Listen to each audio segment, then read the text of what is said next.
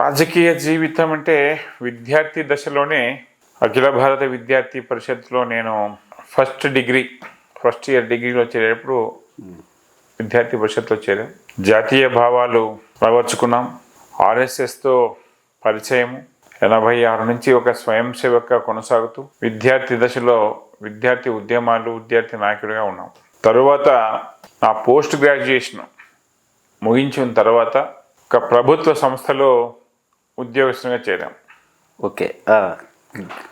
అక్కడ భారతీయ మజ్దూర్ సంఘ్ ఆర్ఎస్ఎస్ ఒక విభాగము ఆ సంస్థ స్థాపించి ట్రేడ్ యూనియన్ స్టేట్ వైడ్ ఏర్పాటు చేసి అక్కడ జరుగుతున్న అవినీతి పైన అక్కడ జరుగుతున్న కార్మికుడి యొక్క కష్టాలపైన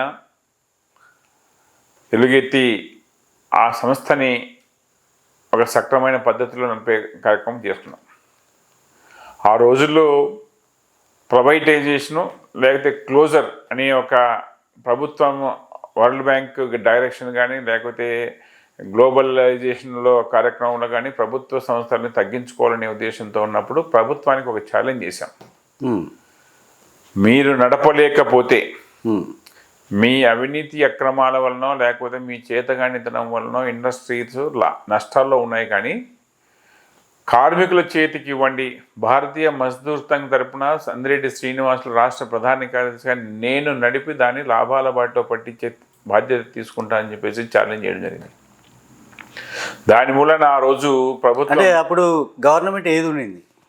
2 ప్రభుత్వాలు, కాంగ్రెస్ ఉంది అప్పుడు, తెలుగుదేశం పార్టీ తెలుగుదేశం కేంద్రంలో వచ్చి కాంగ్రెస్, రాష్ట్రంలో వచ్చేసి రాష్ట్రంలో అంటే నేను ఆ కార్మిక నాయకుడిగా ఉన్నప్పుడు 2 ప్రభుత్వాలు, కిరణ్ కుమార్ రెడ్డి గారు అంత తర్వాత విజయభాస్కర్ రెడ్డి గారు, కోట్ల విజయభాస్కర్ రెడ్డి గారు ఆ సమయంలో నడిచింది. అంటే ఎంత దారుణం ఉంటుందంటే పీలేరులో గ్రౌండ్ నట్ ప్రాసెసింగ్ యూనిట్ శంకుస్థాపన చేశారు కోట్ల విజయభాస్కర్ రెడ్డి గారు. నెక్స్ట్ ఇయరే మూతేస్తున్నారు నష్టాలని. ఇంకా దాన్ని యూనిట్ నడపకుండే ప్రభుత్వాలు అప్పుడు ఎట్లా ఉన్నదంటే ఇప్పటికీ కూడా ఎద్దు ఏంటంటే ఘాటికి కట్టే అదే ఎట్లా నష్టాలు వస్తున్నాయి. ప్రాసెసింగ్ స్టార్ట్ అయ్యి అప్పుడున్న పరిస్థితులు ఇప్పుడు ఉన్నాయంటారా? అంటే ఆ ప్రభుత్వం యొక్క అధికారుల యొక్క పనితీరు ఆ విధంగా ఉంది. దానికి వ్యతిరేకంగా పోరాడి అక్కడున్న ఎండి విపరీతమైన అవినీతిలో ఉంటే అతని పైన చంద్రబాబు నాయుడు గారి ప్రభుత్వంలో ముఖ్యమంత్రి గారి దృష్టికి తీసుకెళ్ళేసి ముఖ్యమంత్రి గారి కృతజ్ఞత అప్పుడు అతన్ని సస్పెండ్ చేసి అరెస్ట్ చేసి టర్మినేట్ చేశారు. ఆ సంస్థని కొన్ని రోజులు అంటే నేను ఉద్యోగంలో ఉన్నన్నాళ్ళు ఆ సంస్థని మూత ఎక్కువకుండా కాపాడగలిగాం. తరువాత 2002లో విఆర్ఎస్ తీసుకున్నాం. విఆర్ఎస్ తీసుకున్నా కూడా సంఘము భారతీయ మజ్దూర్ సంఘ ఆ సంస్థకి గౌరవ దిశగా కొనసాగుతూ ముందుకు పోతున్నప్పుడు 2014లో నేను నరేంద్ర మోడీ గారిని ప్రధానమంత్రిగా ప్రకటించిన తర్వాత భారతీయ జనతా పార్టీలో చేరడం జరిగింది. ఓకే. ఇంతకుముందు జాతీయ భావాలున్న సంస్థల్లో కొనసాగుతున్నాం. విద్యార్థి దశ నుంచి ఆ నేపథ్యం ఉండడం వలన, అదేవిధంగా పెద్దలు వెంకయ్యనాయుడు గారితో పరిచయం ఉండడం వలన పరిచయమా బంధుత్వమా? పరిచయం. ఎందుకంటే నాయుడు గారి దగ్గర సత్యకుమార్ గారు అప్పుడు పర్సనల్ సెక్రటరీగాను ఓఎస్డీగాను పనిచేస్తున్న సందర్భంగా సత్యకుమార్ గారు నాకు విద్యార్థి దశ నుంచి పరిచయం కారణంగా ముందు నుంచి మాకు పరిచయాలు ఉండేవి. ధర్మవరం ఎమ్మెల్యే సత్యకుమార్ యాదవ్ ఆయన మీరు ఒకే రూమ్మేట్స్ అని అన్నారు, అది నిజమేనా? ఎస్. 1986, 86లో నేను డిగ్రీ చేస్తున్నాను బళ్ళారిలో వీరశైవ కాలేజీలో. అప్పటికే మాకు అఖిల భారత విద్యార్థి పరిషత్లోన కాలేజ్ సెక్రటరీగాను కొనసాగుతున్న తరుణంలో నేను బళ్ళారిలో కమ్మాస్ హాస్టల్లో ఉండేవాడిని. అప్పుడు నాతో పాటు మా అల్లుడు కూడా ఉండేవాడు. అప్పుడు సత్యకుమార్ మా అల్లుడు క్లాస్మేట్స్. ఓకే. ఆ విధంగా నా రూమ్లో వచ్చి సత్యకుమార్ గారు ఉన్నారు. 86 నుంచి ఆ స్నేహము ఆ విధంగా కొనసాగుతూ వస్తుంది ఇప్పటి వరకు. ఇప్పటి వరకు. ఆ విధంగా సుమారుగా 4 దశాబ్దాలు స్నేహం. వారితో విద్యార్థి అఖిల భారత విద్యార్థి పరిషత్కి ఆ విధంగా నేను అక్కడ ఉండడము, ఆ విధంగా కలిసిపోతున్నప్పుడు ఆయన కూడా విద్యార్థి దశలో పోయేసి మదనపల్లిలో పాలిటెక్నిక్ చదువుకున్నప్పుడు నక్సలైట్కి వ్యతిరేకంగా పోరాడి ఎన్నో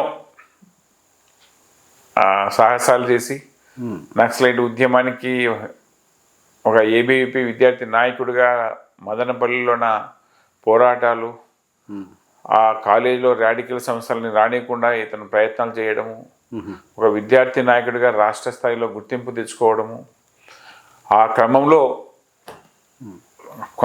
స్నేహితులు హత్యలు కూడా కావడము, హత్యలు కూడా జరిగాయి. ఇతని పైన ఎన్నో సార్లు హత్యాయత్నాలు ప్రయత్నం చేశారు నక్సలైట్లు. ఆ క్రమంలో ఆ జాతీయ భావాలు పుణికి పుచ్చుకొని దేశం కోసం ప్రాణత్యాగానికైనా సిద్ధమనే క్రమంలో పోరాటాలు కొనసాగించాడు.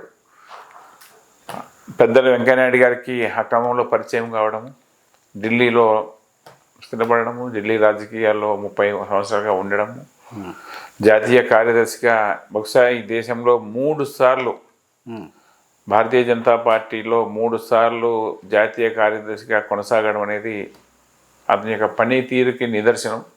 హైకమాండ్ ఆయన పనితీరును గుర్తించడం, అదేవిధంగా మన జరిగిన ఎన్నికల్లో ధర్మవరం సీట్ ఇవ్వడము, ధర్మవరంలో గెలవడము,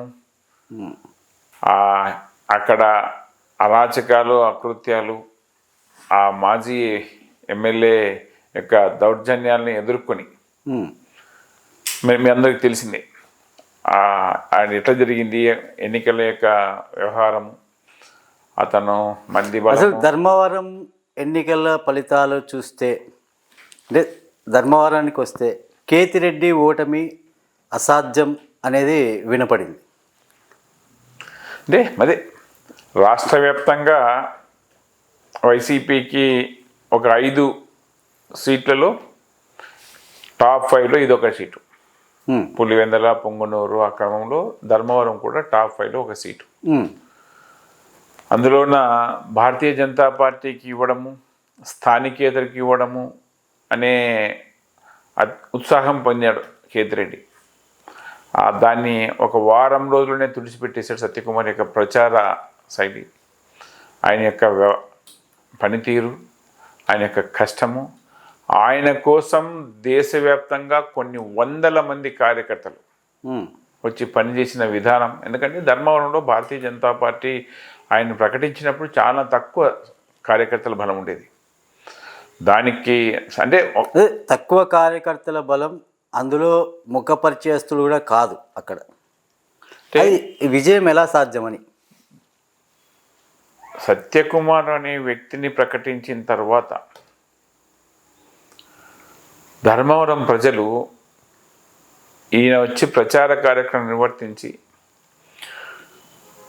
జాతీయ స్థాయి నాయకుడు వచ్చాడు, అది కూడా ఒక బీసీ వర్గానికి చెందిన వ్యక్తి, బడుగు బలహీన వర్గాలకు చెందిన వ్యక్తి. ఇన్ని సంవత్సరాలు ఆ కేతిరెడ్డి అనే ఒక దుర్మార్గుడితోన ఆస్తులు కానీ అన్ని విధాలా నష్టపోయారు. దానికి విరుగుడుగా ఒక బీసీ నాయకుడు వచ్చాడు అని చెప్పేసి ధర్మవరం అసెంబ్లీలో ఉండే ప్రతి ఒక్క బీసీ కుటుంబం ఇతన్ని వాళ్ళ కుటుంబ సభ్యులుగా ఓన్ చేసుకున్నారు. అంటే ఈ కేతిరెడ్డి వాళ్ళు వచ్చేసి, అంటే అప్పుడు మీకున్నటువంటి ఆపోజిట్ పార్టీ వాళ్ళు సత్యకుమార్ యాదవ్ కాదు అనేసి అన్నారు కదా, అంటే అది వాస్తవమా కాదు? అన్ని ప్రయత్నాలు చేశారు, వాళ్ళు చేయని ప్రయత్నం లేదు. అంటే వాళ్ళకి ఏమైపోయిందంటే ఓడిపోతామని తెలిసిన తర్వాత అన్ని అనైతిక కార్యక్రమాలు, వ్యక్తిగత దూషణలు, కుటుంబ వ్యవహారాలు అన్నీ అన్నీ లేకోకుండా కులము, కుటుంబము, వ్యక్తిగతము అన్నిటినీ తీసుకొచ్చి ఏదో చేసి, ఎందుకంటే ఓడిపోతాం తెలిసిపోయిన క్రమంలో ఇవన్నీ ప్రయత్నాలు జరిగాయి. ఆ రోజు అమిత్ షా గారి ప్రోగ్రాం వచ్చినప్పుడు క్లియర్గా చెప్పాం, నీ తాటాకు చెప్పళ్ళకి భయపడేకి వచ్చింది కుందేళ్ళ పిల్ల కాదు, పులిబిడ్డ. నీ తప్పకుండా నీ పీఠం అనేసి గెలవబోతున్నామనేసి. అదే జరిగింది.